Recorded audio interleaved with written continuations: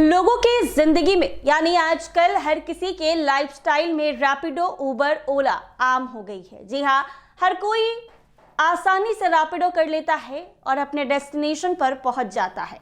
अगर आपको भी रैपिडो करने की आदत है तो थोड़ा संभल जाइए। जी हाँ, आपको बता दें कि आजकल लूट को लेकर कई तरह के आइडियाज अपराधी लेकर आते हैं। वो कभी किसी दूसरे तरीके से लूट कर लेते हैं। अगर आप भी रैपिडो करते हैं और आपको भी सड़क पर आधी रात को रैपिडो करने की आदत है तो संभल जाइएगा, आपके साथ भी बड़ी लूट हो सकती है। जी हां, आपने बिल्कुल ठीक सुना है, अपराधियों ने नया तरीका अपनाया है और रैपिडो पर जाकर बुकिंग करते हैं जो यात्री तो उनसे लूट कर सकते हैं। जी हां, पटना की सड़कों पर दहशत है। रैपिडो बनकर कुछ अपराधी लोगों से लूट की घटना को अंजाम दे रहे हैं। तो अगर आप भी रैपिडो कर रहे हैं तो जरा संभल जाइए। अगर आपको अपने डेस्टिनेशन पर पहुंचना है तो अपने लोकेशन या तो अपने परिवार वालों को दे दीजिए या फिर अपने दोस्तों को दे दीजिए, वरना आप भी इस जाल में फंस सकते हैं। बिल्कुल ऐसा ही एक खबर पटना से सामने आया है। जी हां,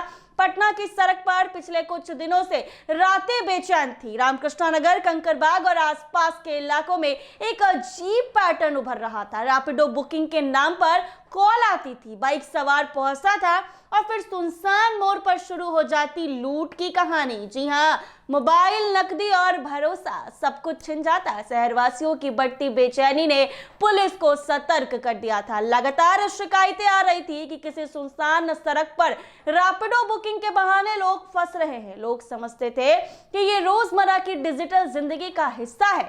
ऐप, बाइक और ड्राइवर सब कुछ सामान्य है, लेकिन असलियत जो थी वो कुछ और थी। पुलिस के मुताबिक आरोपी पहले रैपिडो बुकिंग के जरिए कस्टमर को सुनसान इलाके तक ले जाता और फिर वहीं बुलाता। फिर अचानक हालात बदल जाते, चाकू निकालता, आवाज सख्त होती और सामने खड़ा शख्स लुटेरा बन जाता। हर घटना का तरीका एक समान था, अंधेरी सड़क, सुनसान मोड़ और एक बाइक जो लूट के बाद अंधेरे में गायब हो जाती। जी हाँ, शनिवार और रविवार के दरमियान रात पुलिस की मेहनत रंग लाई। फुलवारी शरीफ पुलिस ने कार्रवाई करते हुए गिरोह के एक सदस्य को दबोच लिया। आरोपी ने अपना नाम सोनू कुमार बताया, उम्र लगभग 25 साल, नालंदा के सुंदर बिगहा का रहने वाला। तलाशी में पुलिस ने आरोपी के पास से कई अहम चीजें बरामद की हैं। इसमें छीना गया मोबाइल, लूट की रकम ट्रांसफर करने के लिए इस्तेमाल किया गया mobile phone, 2 Android phone,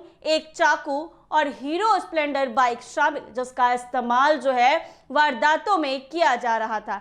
police का कहना कि सोनू अकेला नहीं हो सकता। जिस तरह की वारदातें को अंजाम दी जा रही थी उसमें एक पूरा नेटवर्क की आशंका जताई जा रही है। पूछताछ जारी है और पुलिस को उम्मीद है कि इस गिरफ्तारी से रैपिडो बुकिंग के नाम पर लूट करने वाले गिरोह की पूरी परतें सामने आ जाएंगे। इस मामले में सिर्फ एक गिरफ्तारी की खबर नहीं बल्कि डिजिटल प्लेटफॉर्म पर भरोसे पर सवाल उठाए गए हैं। आज लोग ऐप आधारित सेवाओं पर आंख मूंद कर विश्वास कर लेते हैं। ऐसे ऐप जहां सुविधा देता है वहीं अपराधियों के लिए नए रास्ते खोलता है। पुलिस ने लोगों से सतर्क रहने की अपील की है, खासकर रात के समय सुनसान इलाकों में सफर करते वक्त। शहर के लोगों के लिए ये चेतावनी भी है कि हर बार मोबाइल की घंटी बजते ही भरोसे और सतर्कता के बीच संतुलन बनाना जरूरी है।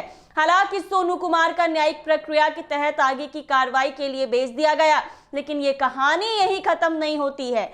शहर की सड़कों पर रातें अभी भी उजाड़ और मोबाइल की घंटियां अभी भी गूंज रही हैं। हर बार सवाल उठ रहा है कि अगली घंटी किसकी सफर की होगी या किसी नई साजिश की। पुलिस की टीम अब पूरे नेटवर्क का खुलासा करने में जुटी है।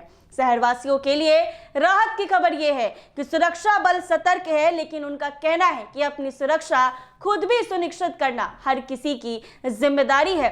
सुनसान सड़क, रात का सन्नाटा और अचानक आने वाली मोबाइल की घंटी, ये सब मिलकर एक डरावनी कहानी बना देते हैं। पटना पुलिस एक आरोपी को पकड़कर राहत जरूर है, लेकिन ये मामले याद दिलाते हैं कि डिजिटल दुनिया में सुविधा और खतरा एक साथ है। पुलिस का यह भी कहना है कि लोग हमेशा ट्रिप की जानकारी अपने परिवार या दोस्तों को दें। यात्रा करते समय ऑनलाइन ऐप्स के भरोसे पूरी तरह ना रहें और अजनबी मोड़ या सुनसान रास्ते के बीच।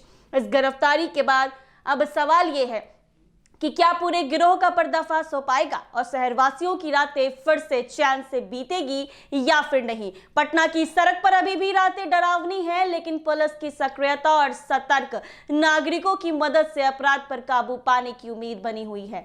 तो रैपिडो पर भरोसा ना करें। अगर आप भी ऑनलाइन जो गाड़ियां हैं वो बुक करते हैं, अगर आप भी रैपिडो, उबर या ओला से जाते हैं, तो अपना लोकेशन परिवार या दोस्तों को जरूर बताएं, क्योंकि आपके साथ भी ये बड़ी घटना हो सकती है। बिल्कुल वैसे ही जैसे रैपिडो ड्राइवर के कॉल आते हैं, आपके पास भी कॉल आएंगे, आप उठाएंगे, आप उनको अपना एड्रेस बताएंगे, वो आपको किसी अंधेरी रात, अंधेरी सड़क और सुनसान जगह पर ले जाएंगे, चाकू निकालेंगे और फिर आपके साथ लूट कर लेंगे। तो समझ जाइए, कहीं जाने से पहले लोकेशन परिवार को दीजिए, दोस्तों को बताइए और फिर भरोसा कीजिए। लेकिन एक बात यह भी है कि पूरी तरीके से ऑनलाइन ऐप पर भरोसा मत कीजिए, क्योंकि आपके साथ भी ये घटना हो सकती है। हालांकि पुलिस की निगरानी अब तेज हो गई है, पूरे जो नेटवर्क है उसका पता लगाने में पुलिस जुट गई है। तब तक के लिए बने रहे हमारे साथ NBC 24 पर।